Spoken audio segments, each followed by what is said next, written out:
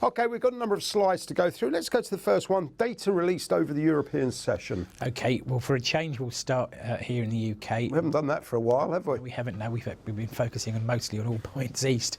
But UK unemployment for July published today came in at 5.5%. So again, the unemployment rate has dipped slightly, which is great.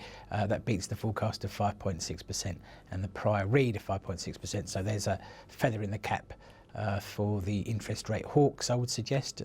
And then average earnings for July, no change, up 2.9%, bang in line with the forecast and a smidge ahead of the prior read of plus 2.8. So a good read there as well, and nice to see a bit of wage growth. Whether it's sufficient enough to sway the Bank of England's hand remains to be seen.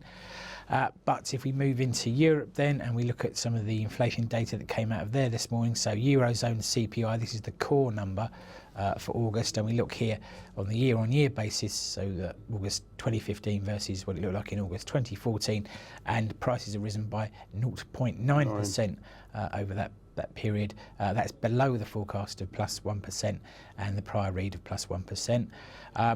Just to show how confusing, though, the inflation picture is these days, if we look at the plain old straightforward CPI and we look at it for August on a month-on-month basis, there's no change, 0.0% the read. The forecast was 0.0%, slightly better than the disinflationary number we saw in July of minus 0.6%. But inflation is not giving a clear picture in Europe, certainly, and I suppose that's one of the things the ECB will be wringing its hands about.